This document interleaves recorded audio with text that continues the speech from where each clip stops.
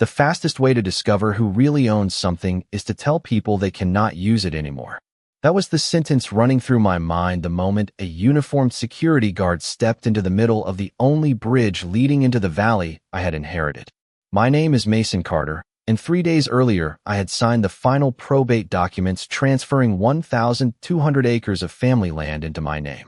I expected old fences, abandoned barns, and maybe a few neglected trails. I did not expect to find an entire luxury neighborhood sitting in the middle of my inheritance. The bridge stretched across a wide river that my father always called the backbone of the valley. I remembered helping him tighten bolts along the old steel railings when I was barely tall enough to see over them. Every truck, every school bus, every delivery van had crossed this bridge for decades.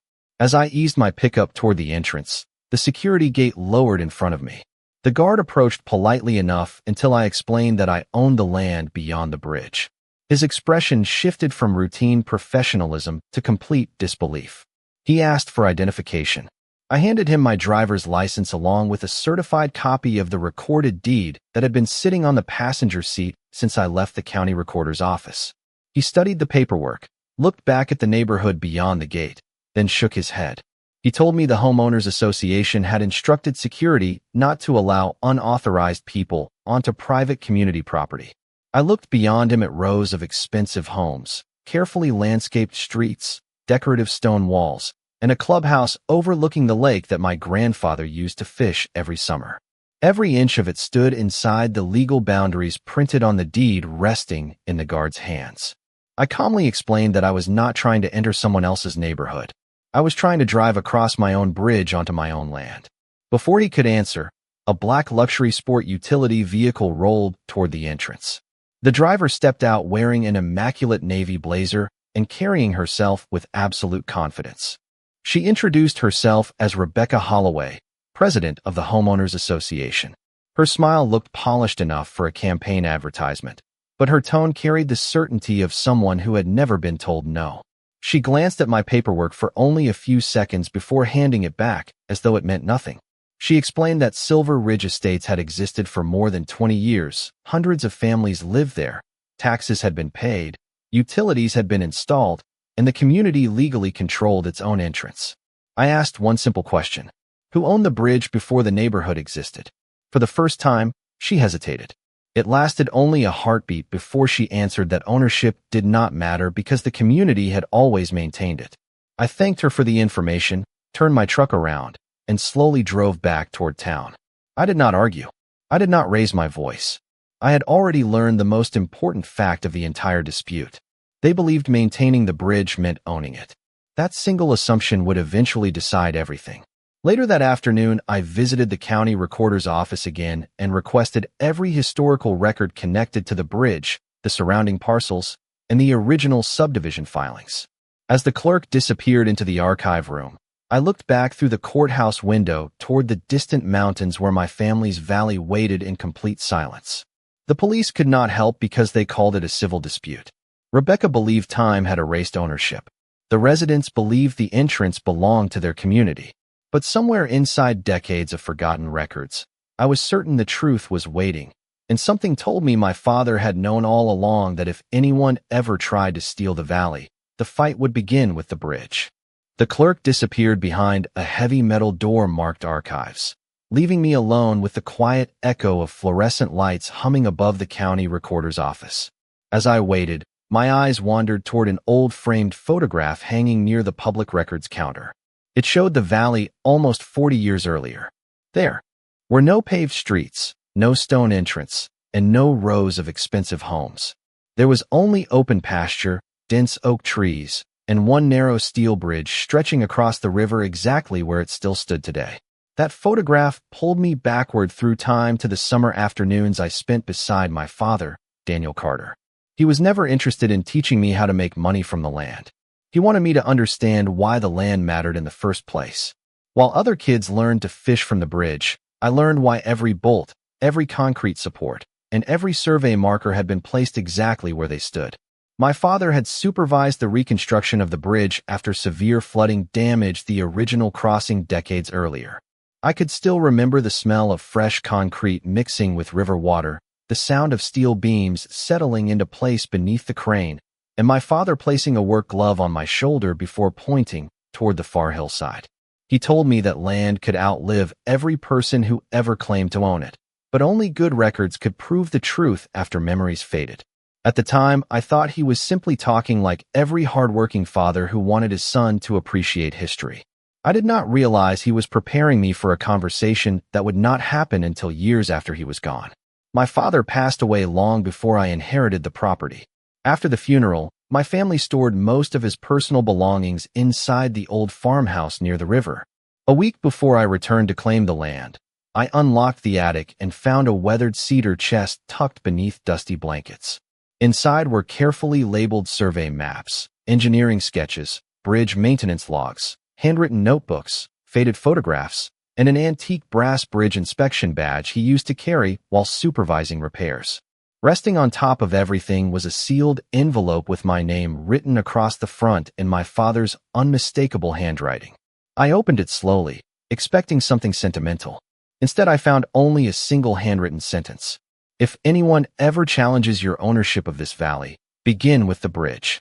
I read those words over and over again until they no longer felt like a memory. They felt like instructions. The archive room door opened, pulling me back into the present. The clerk returned, pushing a rolling cart stacked with oversized record books, subdivision plats, bridge permits, easement files, engineering drawings, and decades of property transfers connected to the valley. She apologized in advance because many of the oldest documents had never been digitized. That was exactly what I hoped to hear. Modern databases only remembered what someone had entered into them. Paper remembered everything. As I carefully lifted the first leather-bound volume onto the reading table, I noticed the earliest bridge construction records listed my father's engineering firm as the supervising contractor. My pulse quickened. This was no longer just a dispute about access to a neighborhood. Somewhere inside these forgotten pages was the story my father had expected me to uncover. Rebecca Holloway believed 20 years of neighborhood maintenance had erased whatever came before. The residents believed the bridge had always belonged to their community. My father believed the answer had been sitting inside county records all along, patiently waiting for someone willing to turn the first page. For the next 3 days, I lived inside the county archives. The outside world disappeared behind rows of aging record books, oversized survey maps, brittle engineering files, and decades of handwritten property transfers that smelled faintly of dust and old paper. Every morning I arrived before the doors opened, carrying my father's notebook, a legal pad, and enough coffee to last until sunset. The archive staff eventually stopped asking what I was searching for because they realized I was reading nearly every document connected to the valley. I traced property lines through one generation after another until the history of the land became clearer than the streets now covering it. Late on the third afternoon, I finally found something that made me stop turning pages. Buried inside the original development records for Silver Ridge Estates was a planning agreement signed before construction ever began. The developer had requested permission to build the neighborhood, but one paragraph immediately caught my attention. It described the bridge only as the primary access crossing for the proposed subdivision. It never described the bridge as property being transferred to the developer. I kept reading. Attached to the planning file was an engineering exhibit prepared by my father's firm showing structural improvements completed years before the subdivision even existed. The bridge had been strengthened for public safety, but ownership remained exactly where it had always been. I requested additional files connected to the same project. More boxes arrived. Easement correspondence, utility agreements, environmental permits, construction approvals, county inspection reports. Everything discussed who could use the bridge, who would maintain portions of nearby infrastructure, and how emergency vehicles would access the subdivision. None of it transferred ownership. The difference seemed almost invisible until I remembered my father's words. Begin with the bridge. Suddenly, every document made sense. Rebecca Holloway had confidently told me that the Homeowners Association maintained the crossing. She had never actually claimed they purchased it. I realized those were two completely different legal ideas. Before leaving the archive that evening, I scheduled a meeting with a title attorney recommended by the recorder's office. The following morning, I spread every copied document across his conference table. He studied them quietly for nearly an hour without interrupting me. Occasionally, he highlighted a paragraph or placed colored tabs on certain pages, but he said very little. Finally, he leaned back in his chair and folded his hands. He explained that ownership, maintenance responsibility, and access rights often became confused after decades of development, especially when different organizations inherited paperwork from previous builders. He pointed toward the planning agreement and the engineering exhibit. Those documents, he said, strongly suggested the developer receive permission to use the bridge, but not necessarily to own it. That distinction could become extremely important if the original chain of title had never changed. My pulse quickened, but he quickly reminded me that suspicion alone was not enough.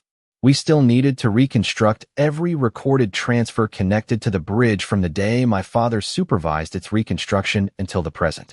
Only a complete chain of title could answer the question with certainty.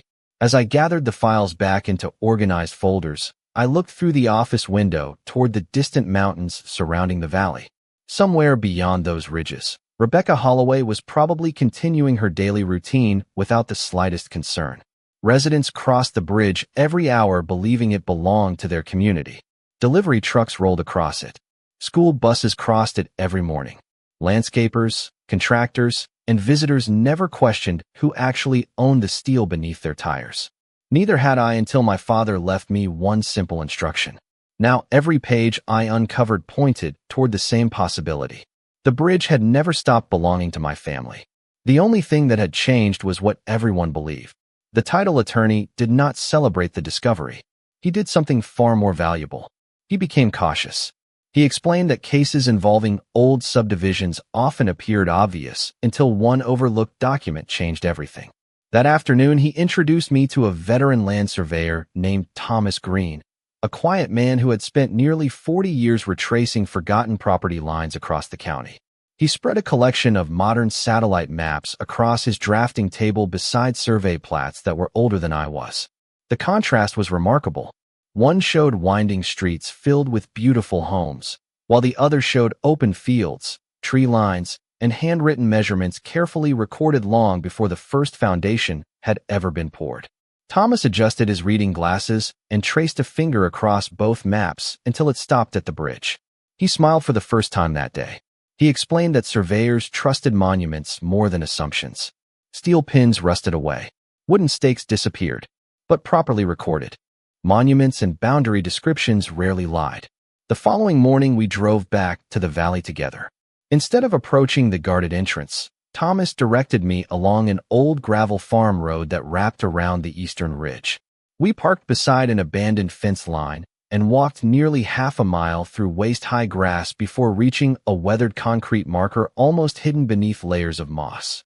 Thomas brushed away decades of dirt with a small hand broom and compared the engraved identification number against the original survey records. It matched perfectly.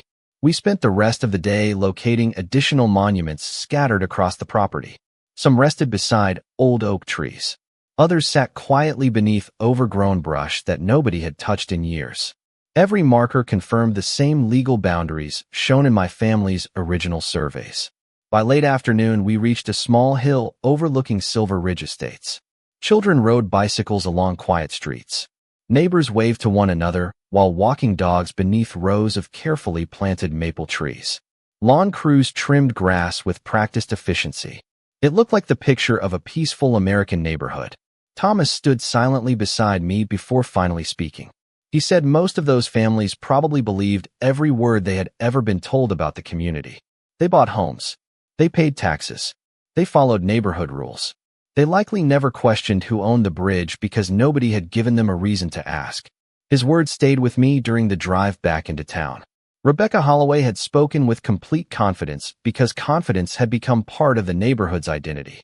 For more than 20 years, the Homeowners Association collected dues, coordinated maintenance, approved renovations, and managed daily operations. Every passing year made their authority feel more permanent, even if its legal foundation had never been fully examined. That evening, the title attorney called with another update. His office had completed the first reconstruction of the recorded chain of title connected specifically to the bridge parcel. Every recorded transfer leading from my grandfather to my father and finally to me appeared intact. He paused before choosing his next words carefully. He said there was still no recorded deed transferring ownership of the bridge to the original developer, the homeowners association, or any successor organization. There were easements allowing access. There were maintenance agreements. There were construction approvals. But ownership and use were not the same thing. I looked at my father's handwritten note once again. If anyone ever challenges your ownership of this valley, begin with the bridge.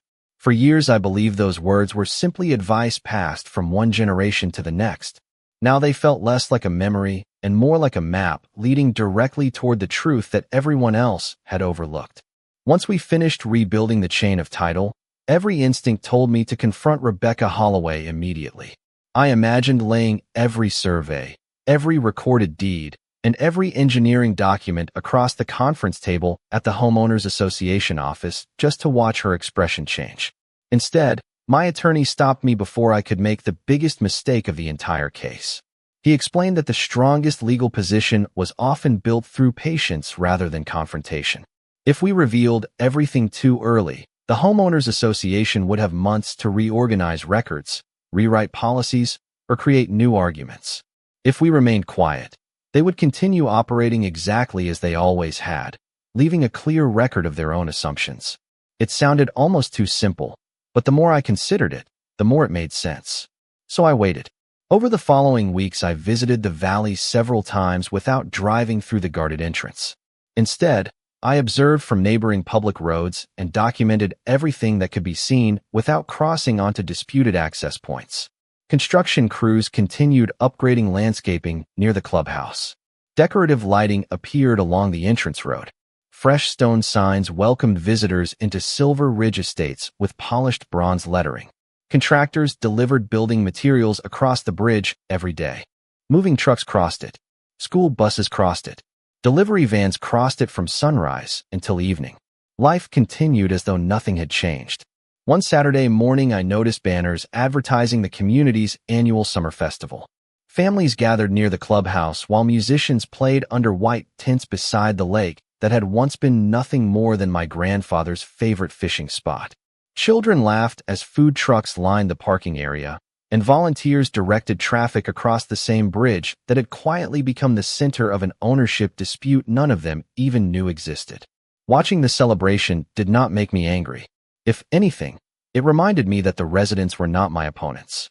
Most of them had purchased homes believing every legal detail had already been settled years before they ever arrived. Their confidence came from trust, not deception. Rebecca was different. A week later, I received an unexpected letter from the Homeowners Association requesting that I remove what they described as unauthorized survey activity near community property. My attorney smiled after reading it. He pointed out something I had completely overlooked.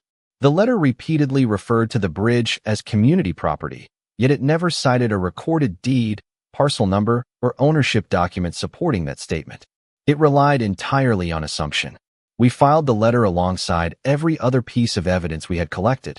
Soon afterward, another interesting development unfolded. The Homeowners Association approved an expensive project to resurface portions of the bridge approach and install decorative entrance features designed to increase neighborhood property values. Public meeting minutes proudly announced the improvements, contractor invoices were approved, and newsletters praised the board for investing in the community's future. My attorney quietly collected every publicly available document. He explained that nobody was breaking the law by maintaining infrastructure they believed they controlled, but every official statement strengthened the record, showing the association consistently acted under the belief that maintenance automatically proved ownership. Meanwhile, our title experts completed one final review. They searched neighboring counties, archived transportation records, historical bridge permits, and every recorded conveyance dating back decades. The conclusion never changed. There was still no recorded transfer placing ownership of the bridge into the hands of the original developer or the Homeowners Association. The paper trail remained unbroken from my grandfather to my father and finally to me. As summer continued, Silver Ridge Estates became more confident than ever. New residents moved into freshly completed homes. Realtors advertised convenient private access into the community. Rebecca smiled in neighborhood newsletters celebrating another successful season. She believed the story had already been written. She had no idea that every passing day, every approved expense, every official letter, and every public statement was quietly becoming another page in the evidence that would eventually change everything. Nearly 2 months had passed since I first stopped at the security gate, and not once had I challenged the homeowners association in public. Rebecca Holloway probably assumed I had accepted defeat or simply lost interest. That illusion became one of our greatest advantages. While the neighborhood continued operating as though nothing had changed, my legal team kept assembling one piece of the puzzle after another. Then, on a rainy Tuesday morning, the title attorney called with a level of excitement I had not heard from him before. He asked me to come to his office immediately because one document had finally answered the question we had been chasing since the beginning. Spread across his conference table was a yellowed agreement dated more than 20 years earlier. It had been discovered inside a retired engineering firm's archive project files after one of their former partners remembered storing duplicate closing documents that had never been returned to the developer. The agreement described the original negotiations between my father and the company that planned Silver Ridge Estates. I read every line slowly. The developer had requested permanent access across the existing bridge during and after construction because building another crossing would have cost millions of dollars. My father agreed, but only under one condition. The document granted a perpetual recorded easement allowing access across the bridge for residents, emergency vehicles, utility providers, and future property owners. However, one sentence stood apart from everything else. It clearly stated that ownership of the bridge and the underlying parcel would remain with the Carter family unless transferred through a separately recorded deed. My attorney placed the chain of title beside the agreement. There was still no such deed. Not one. The developer had received exactly what it requested, permanent access, but never ownership. The distinction explained every confusing record we had uncovered during the previous weeks. County planners focused on approving the subdivision because access had already been legally secured. Utility companies installed infrastructure because the easement guaranteed entry. Emergency services relied on the crossing because they were authorized to do so. The homeowners association inherited maintenance responsibilities after the developer left, and over time, everyone simply assumed maintenance meant ownership. Nobody had intentionally rewritten history. They had slowly replaced legal language with everyday assumptions until the difference disappeared. I sat quietly holding my father's handwritten note while everything finally connected. Begin with the bridge. He had never written, defend the bridge. He had never written, fight over the bridge. He simply told me where the truth would be found. My attorney smiled before reminding me that we still needed to move carefully. The easement protected access for everyone living inside the neighborhood. That meant I could not simply decide to close the bridge because I owned it. The residents possessed legally protected rights to cross it. Ownership carried responsibilities as well as rights. That realization changed my entire strategy. I was never interested in trapping families or creating unnecessary hardship. I wanted the legal record corrected and my family's property rights recognized exactly as they had always existed. As we organized the evidence into chronological order, another possibility emerged. Since I legally owned the bridge while the easement guaranteed continued access, ownership itself remained a transferable asset. The bridge could be bought, sold, inherited, or placed into another legal entity without affecting the residents' right to cross it. My attorney paused before speaking his next sentence. He said that if ownership changed hands through a lawful transaction, the new owner would inherit both the property and the obligation to honor the recorded easement. I looked at him for several silent seconds before realizing exactly what that meant. The bridge was not simply the entrance to the neighborhood. It had quietly become the single most valuable legal asset in the entire dispute. My attorney insisted that every step we took from that point forward had to be impossible to challenge. If we made one careless decision, months of research could collapse into years of litigation. That was why I did something Rebecca Holloway would never have expected. I did not file a lawsuit first. I did not send threatening letters. I quietly transferred ownership of the bridge into a newly formed land management company created specifically to preserve my family's property interests. The transfer was completely legal, properly recorded, and subject to every existing easement protecting access for the residents of Silver Ridge Estates. Nothing changed for the families crossing the bridge each day. School buses continued their morning routes. Delivery drivers still arrived on schedule. Emergency vehicles retained unrestricted access exactly as the recorded easement required. The only thing that changed was the name listed as owner in the county records. A few weeks later, the land management company received a formal inquiry from an infrastructure investment firm that specialized in acquiring privately owned transportation assets. My attorney had arranged the introduction because he wanted to test something important. After reviewing the bridge inspection reports, maintenance history, easement documents, and ownership records, the firm's representatives explained that the bridge itself was a valuable real estate asset because ownership carried long-term responsibilities, insurance obligations, and future maintenance rights. They made a legitimate purchase offer based entirely on its legal value. After several rounds of negotiation, I accepted.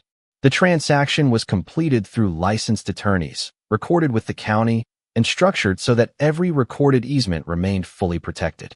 The residents would continue crossing the bridge exactly as they had the day before. Their legal access never changed. Ownership simply belonged to someone else. Less than a week after the sale closed, everything became remarkably quiet. Then the first certified letter arrived at the Homeowners Association office. The new owner introduced itself, confirmed that every recorded easement would be honored without interruption, and requested a meeting regarding long-term maintenance coordination, insurance responsibilities, and future structural planning. The letter was courteous, professional, and entirely routine. According to my attorney, it was also the first time Rebecca had likely realized that the Homeowners Association did not actually control the bridge it had been managing for years. The response came quickly. Rebecca's attorney demanded an explanation, questioned the validity of the transfer, and insisted the bridge belonged to the community. My attorney replied with copies of the recorded chain of title, the easement agreement, and every supporting document we had spent months assembling. There was no argument, only records. Days later, I drove past the entrance on a public road overlooking the valley. Several board members stood near the gate speaking with surveyors while contractors examined bridge documents spread across the hood of a pickup truck. Nobody appeared angry. They appeared confused. Confidence had quietly given way to uncertainty. Within another week, local banks financing new home purchases began requesting clarification about long-term access documentation. Insurance carriers asked similar questions while reviewing liability coverage connected to infrastructure that the Homeowners Association no longer owned. Realtors contacted the board seeking guidance after buyers started asking who actually controlled the only entrance into the neighborhood. Rebecca had spent years answering every question with complete certainty. Now every answer required documents she did not possess. Throughout the entire process, families continued driving across the bridge without interruption. Children still rode bicycles through the neighborhood each evening. Life inside Silver Ridge Estates looked exactly the same from the outside. Yet beneath that peaceful routine, the foundation supporting the Homeowners Association's authority had begun to shift. The bridge remained open exactly as the law required, but ownership had changed forever, and for the first time since I arrived at the security gate, Rebecca Holloway understood that believing something belonged to you and proving it belonged to you were two completely different things. Within 10 days, the quiet uncertainty surrounding Silver Ridge Estates turned into formal legal proceedings. Rebecca Holloway and the Homeowners Association filed an action asking the court to declare that the bridge belonged to the community despite the recorded chain of title. My attorneys expected it. In fact, they had prepared for that exact filing from the moment we discovered my father's agreement. Discovery moved forward methodically. Every survey map, engineering drawing, maintenance record, easement agreement, property transfer, and archive county document was organized into a single chronological record that stretched back decades. Instead of relying on opinions, we relied on paper. During depositions, one question surfaced again and again. Where was the recorded deed transferring ownership of the bridge from the Carter family to the original developer or the Homeowners Association? Every witness agreed that the bridge had been maintained by the community for years. Every witness agreed residents depended on it every day. Yet when the discussion returned to ownership, nobody could produce the missing deed because it had never existed. Months later, the court hearing finally arrived. I sat quietly beside my attorneys while the judge reviewed hundreds of pages of records. Rebecca looked every bit as confident as the day she first stopped me at the security gate, but confidence alone could not replace recorded documents. Surveyors testified about the original boundary monuments we had located across the valley. The title attorney reconstructed the uninterrupted chain of ownership from my grandfather to my father and finally to me. Engineers explained the difference between maintaining infrastructure and holding legal title to it. Then my attorney presented the agreement signed by my father decades earlier. The courtroom became noticeably quieter as the judge read the paragraph stating that permanent access had been granted through a recorded easement, while ownership of the bridge would remain with the Carter family unless transferred by a separate recorded deed. The judge asked a simple question. Was there any evidence that such a deed had ever been recorded? After a long pause, the answer was no. Several weeks later, the written ruling was issued. The court confirmed that the recorded chain of title established lawful ownership of the bridge, while the perpetual easement guaranteed uninterrupted access for the residents, emergency services, utility providers, and everyone protected under the original agreement. The decision meant families would continue using the bridge exactly as before. No homes were threatened. No neighborhood roads were closed. Daily life inside Silver Ridge Estates would continue without interruption. What changed was the legal record. The court recognized that ownership and access were separate rights that had been confused for years. Because I had already lawfully transferred ownership through a properly recorded transaction, the investment company remained the legal owner, subject to every obligation imposed by the easement. Rebecca's request to invalidate the transfer was denied because the seller had possessed lawful title at the time of the sale. In the weeks that followed, the Homeowners Association entered negotiations with the bridge's new owner to coordinate future inspections, insurance responsibilities, maintenance scheduling, and long-term structural planning. Every discussion took place through contracts instead of assumptions. Rebecca resigned as president before the next annual election, and a newly elected board promised greater transparency with residents regarding property records and community governance. When I drove past the valley several months after the court's decision became final, children were still riding bicycles across neighborhood streets. Delivery trucks still crossed the bridge each morning, and the river still flowed beneath the same steel beams my father had once shown me as a child.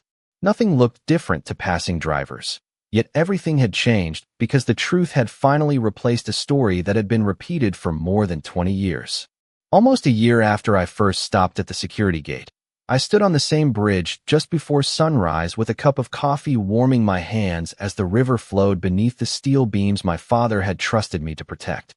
Morning mist drifted across the water while the first rays of sunlight painted the valley in shades of gold, making it almost impossible to imagine that this quiet place had once become the center of a complicated legal battle. School buses crossed exactly as they always had. Parents drove their children toward another ordinary day. Delivery trucks rolled into the neighborhood without stopping. Nothing about daily life had been disrupted because that had never been my goal. The easement my father negotiated decades earlier continued doing exactly what it had been designed to do.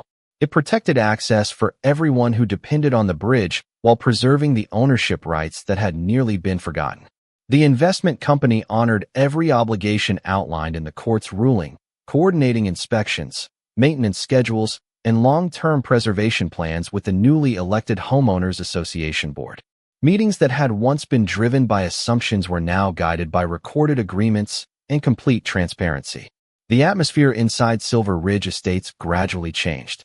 The new board stopped presenting itself as the unquestioned authority over every piece of surrounding land, and instead focused on serving the residents who had trusted them. Community newsletters even included a short article explaining the legal difference between ownership, easements, and maintenance responsibilities so future homeowners would understand the history that had confused so many people for so many years. Several residents eventually introduced themselves to me during community events held near the lake.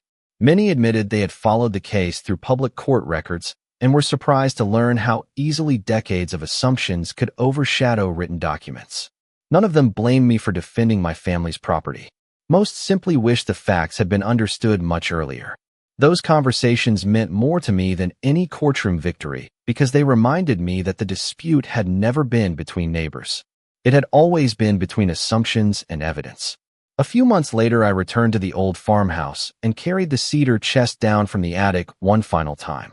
I carefully placed my father's handwritten note beside the original survey maps, bridge engineering drawings, and the certified court order confirming everything he had quietly prepared me to discover. Then I added one more document to the collection, a letter explaining the entire story for the next generation of my family. I wrote that property can be inherited, sold, improved, or shared, but responsibility must always travel with ownership. I also wrote that patience often accomplishes what anger never can. Before closing the chest, I looked once more at the sentence my father had written years earlier.